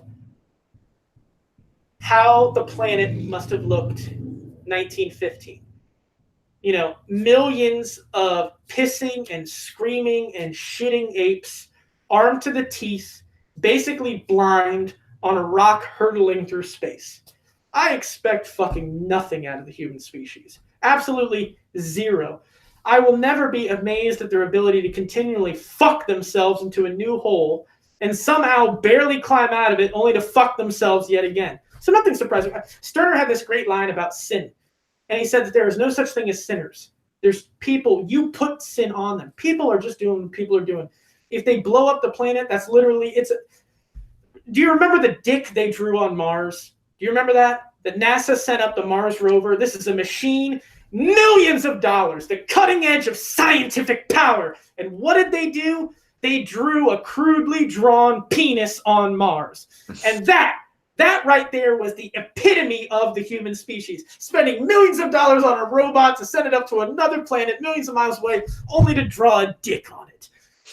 So I see a lot of things with that specific, technology. I actually did an article on the whole weird obsession that the wealthy have with immortality and how that could be extremely fucking bad. But again, as a journalist, my job is to pick the news stories, see a little bit of trends, but I wouldn't necessarily call myself a futurist and stuff like that. Again, because one thing that I find so interesting about futurism is like we can talk about AI and stuff like that, but that doesn't matter anymore to the people that died in California that burned to death. So that presupposes that we're able to maintain this technological route, this technological path with the same amount of money. I do think that if people want to see a glimpse of the future, Elysium, I think, or District 9, that's the future. Go watch those films and you will see the future. It'll be ugly, gritty, dangerous, deadly, probably a gigantic fucking desert, and the wealthy will laugh at us. We'll be lucky if when they finally escape the planet, they don't nuke us from orbit. Well, some people think that if peak oil is a reality, there could be sometime in the not too distant future massive die-offs. Yeah, but the peak oil people, all of those peak oil people said that we should have been in it now, but they didn't factor. And again, this is especially as an occultist, that sort of unknown. They didn't factor in that the United States would develop new ways to get the oil that was still. We are now the world's largest oil producer. We don't buy oil from Saudi Arabia anymore. That's why your gas prices are so low. We are the number one energy producer in the world. Ta-da! Yeah. Right? Yeah. So it's like the peak oil people didn't factor that in. So again, that's why I don't like to put, absolute statements. I see probabilities. Sure. I see chances. So the peak oil people, though, I mean, they fucking blew their load. So anything they say, sure, buddy, maybe bring me some evidence. And again, as a journalist, I want to see fucking evidence. Bring me data. Give me data to eat, not, very strange abstractions. I think judging that though, AI, I think you're right. Climate disaster, obviously we're living that. If any of this technology about biomodification, I think biomodification is something that maybe a lot of people haven't focused on. If the rich are literally able to create babies that are smarter than we could ever be, run faster than we could ever be, we will essentially divide into two species. And at that point, we are fucked. But then again, at that point, the only answer would be a widespread slaughter would be the only answer at that point. Wait, what do you mean slaughter? I mean, definitely nothing illegal. I don't know. I'm talking about falafel or something like that. I mean, I would never advocate violent action or anything like that. Well, I mean, it's already here, right? Like, I'm sure you read the article recently about how there's now selective gene editing taking place. Yeah. So it's already here. So yeah, but you agree that is going to be a game changer in a way that's bad for poor and working people. Yeah. When the rich can literally develop into a separate species, we are up shit creek. And so if that's happening now, then we might be going up shit creek as we speak. Could be. I suppose it's better to build those nice little rat holes and underground secret societies that could potentially survive such a thing. Again, yeah, I feel that. I think instead of reading more Marx and shit like that, people should study the Romanis. People should study the Seminole. People should study the Maroon communities. Let's get away from we've got the fucking white theorists. We got it.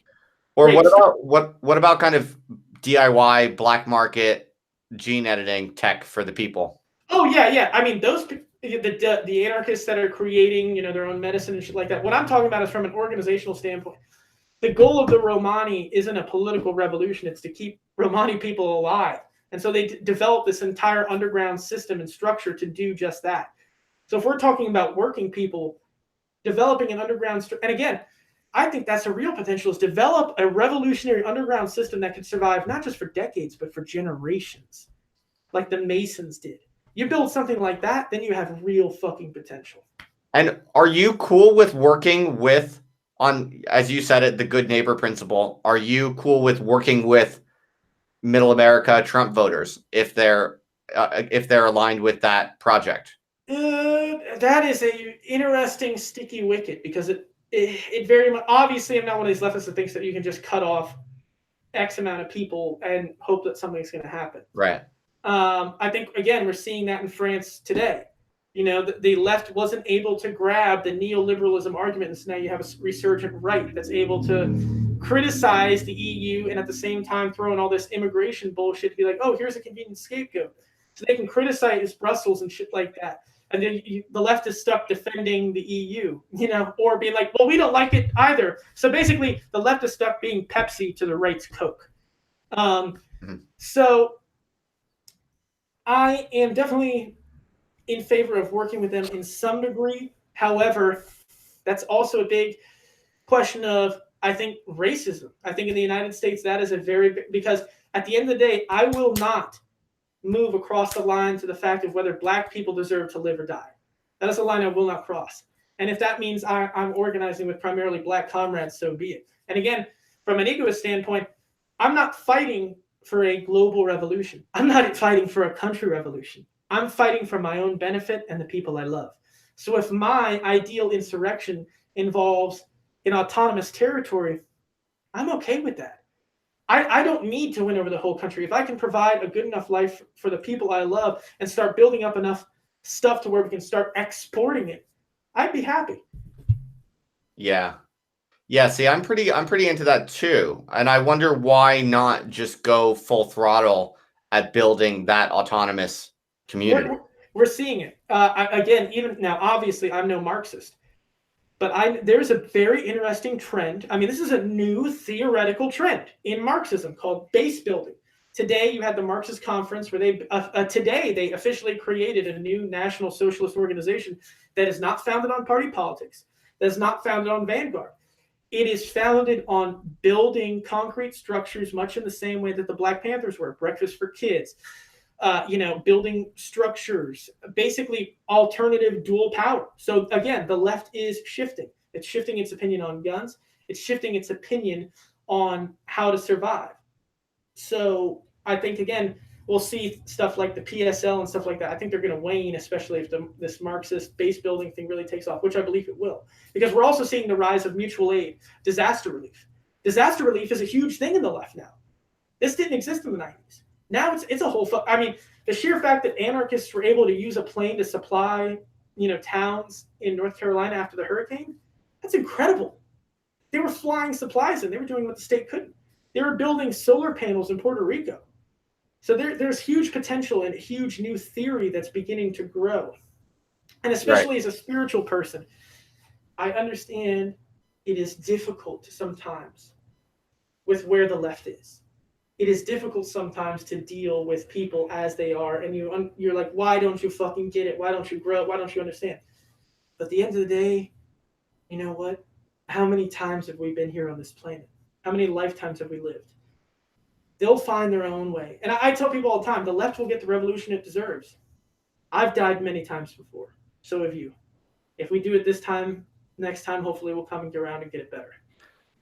I maybe just have one last question for you. Do you think that cryptocurrencies are important? I think it's a potential technology, but I'm not impressed with it. You don't think it'll play a crucial role in communities of resistance? I think it could, but I haven't, again, as a journalist, I haven't seen that much data on it. I'm not going to talk about something that I totally don't know anything about. The data that I do have, I don't like the volatility of it. I don't necessarily like that. I think that there should be a leftist push into cryptocurrency, but that's going to be for the cryptocurrency people on the left to articulate to their comrades and build. Until that structure, if you build it, they will come. If we can see a cryptocurrency model, again, you can't even buy a fucking cupcake with Bitcoin. So don't try to tell working people that it's going to liberate them, because it's not going to liberate them now. They don't give a shit if it's going to liberate them 20 years down the line. So until we have a cryptocurrency that's usable, that we can use for purchases at stores. I mean, hey, obviously I like a currency that I can buy drugs and guns online without the government knowing. Woo, I'm all about that. But for your average working person, that's not important. So until we can create a cryptocurrency that is able to relate to working people's lives, the left will not grab cryptocurrency. Right, but there is a fairly vocal contingent represented by the left that says cryptocurrency is intrinsically right-wing and should be contained. And they say everything is fucking intrinsically right-wing. Guns are intrinsically right. Again, you got to stop. That's the thing. Okay, these people are very loud. And they're very vocal, but guess what? It doesn't fucking matter because they don't have any power. Like, that's the one thing that we have to understand. The internet is an advertising platform. Twitter is an advertising platform. It doesn't fucking matter. It doesn't matter how many people you piss off unless those people have the ability to come to your house and kill you. And the good thing about the left is not many of them do.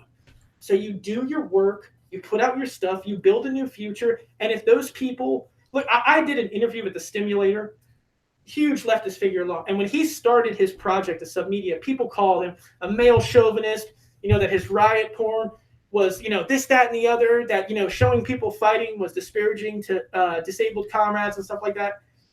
But he kept creating. And he got so many emails from people saying, I was wrong. I want to let you know that I was wrong. I really appreciate this project. I really see what you're doing. So even if they don't get it now, there's a huge potential that they'll get it in the future. And if they don't, they're probably going to die of cancer anyway. All right. Well, I think that's a good closing line. Thanks a lot for chatting with me, man. It was a pleasure to meet you. Absolutely. It was fantastic. Yeah, cool. So I'll let you go, man. I don't want to keep you too long. All right. You have a good night. I'll be in touch with you, Bones. See you later, dude. Definitely. See ya. Well, that was interesting. There's a lot going on there. I appreciate his energy and high speed, high enthusiasm style. I appreciate that. In fact, it's interesting because when someone is like that, it's kind of easier for me because I just kick back and I just have to ask a few questions and let them rip. And that's cool. But then it's also like, it's hard to keep track and it's hard to process everything I'm hearing. So as always, at the end of these chats, I'm often just head is spinning a little bit, processing a little bit. But that was good. That was interesting. That was fun. He's definitely the real deal in the sense of, he's sincere and authentic. I think he struck me as very authentic. You know, obviously he's got a persona. Obviously he hams it up a little bit, but that is not in any way inconsistent with authenticity. I think he's got his ideas. He believes them passionately, and he develops them enthusiastically. And I appreciated that. I thought, yeah, I think I'll just leave it at that. I always, at the end of these conversations, I always have to process. I don't want to jump to any conclusions. Let's see what people say in the chat. Yeah, I think he has some solid perspectives for sure.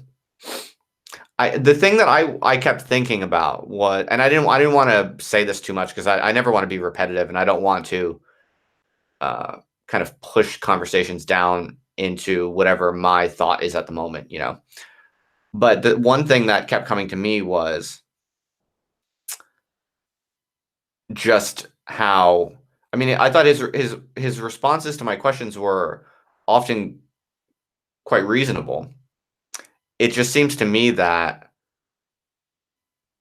what you're interested in is building radically autonomous communities that are anti-fragile and are kind of immune to possible fascist takeovers from the right and things like this. I'm well into that also. I'm really into that. I just, from my perspective anyway, it just does feel like all of the kind of political developments going on right now, and really over the past few decades, the kind of larger historical moment that we're in, it really does feel like to me personally that the increasing insanity of the left and its kind of increasingly widespread appeal, which is embedded quite deeply in multiple institutions. That really does feel to me to be equally threatening and problematic if what you're interested in is building radically free, autonomous, communist communities. And so, I mean, I kind of obviously alluded to this once or twice and tried to ask him about it, but I didn't want to just say that over and over again. But that was something that I wasn't quite able to shake that feeling throughout what we were talking about. In some sense, it's like I was quite agreeing with a lot of the things he was saying, but for me, it's hard for me to find how or why, if I was interested in that, like everything he's saying, why that would even be a kind of left wing. What would even make that left wing? To me, that it feels like everything he's describing actually would be a fairly bipartisan model. It's radical, and it would obviously be, the cleavage would not be left versus right. The cleavage would be, like radical autonomous departers and non-radical, status quo biased, normies, basically. But I think like there are a lot of Trump voters who would probably lean towards the Republican Party over the Democratic Party. Maybe they don't have perfectly woke views on things like race or whatever, but they're not actually racist. They don't actually want any harm done to anyone of any race. And they would possibly be quite amenable to the kinds of stuff that Dr. Bones is putting out, and that kind of radical anarchist communist types of people put out.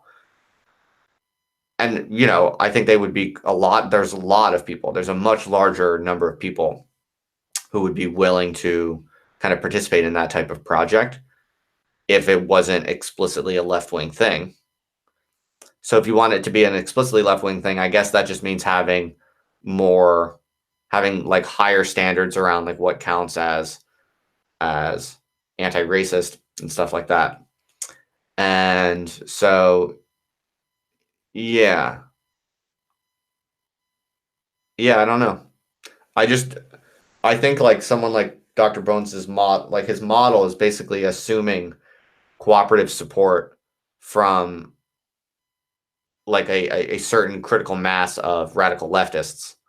Whereas in my mental model, as the world develops and the program of someone like Dr. Bones were to kind of start to increase, yeah, it feels to me like my wager would be you'd actually be more likely to be shut down or have your project kind of interrupted or socially, politically, legalistically prohibited from left wing politicians and actors.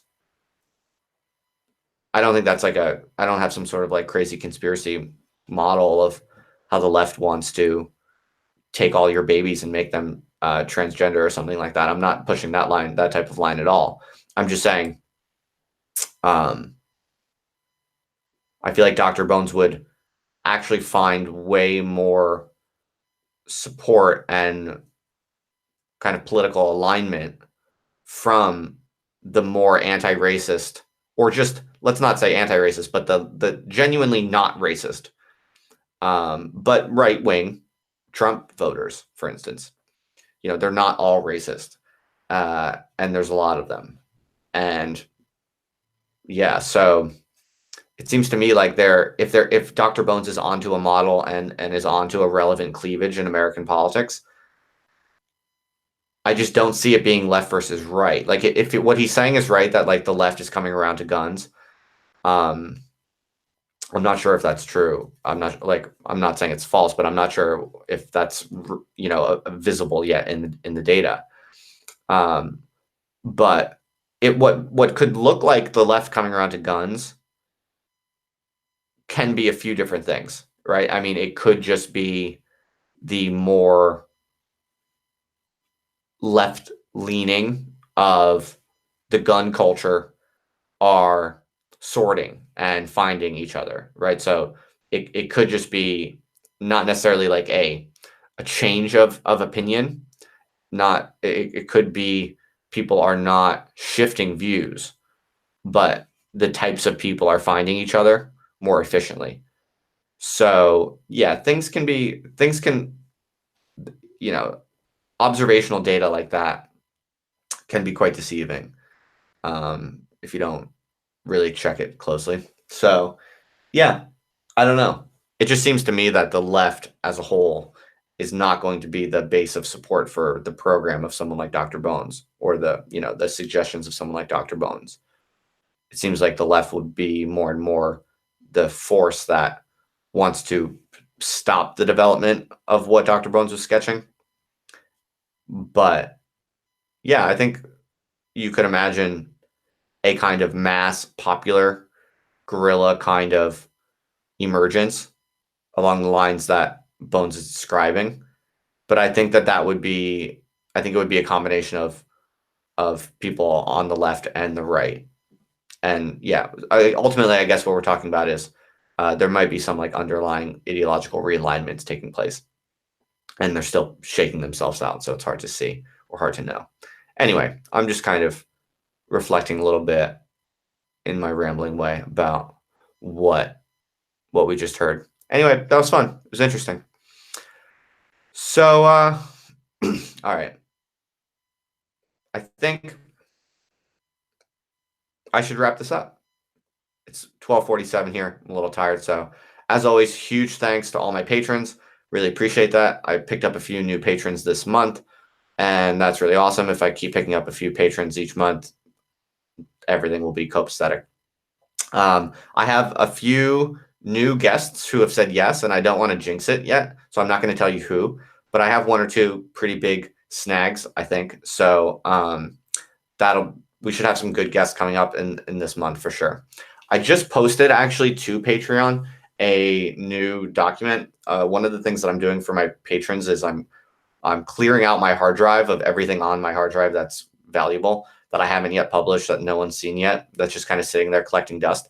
I'm basically putting it all on Patreon for supporters. So yeah, I just uploaded a like 6,000 word document last week which is about medieval information technology developments. Basically, what I was interested in for a while was I was studying the period before kind of the takeoff of modernity. So, we all know about the famous inventions, the technological innovations that were, crucial to, let's say, the Industrial Revolution, um, things like the steam engine and all of that.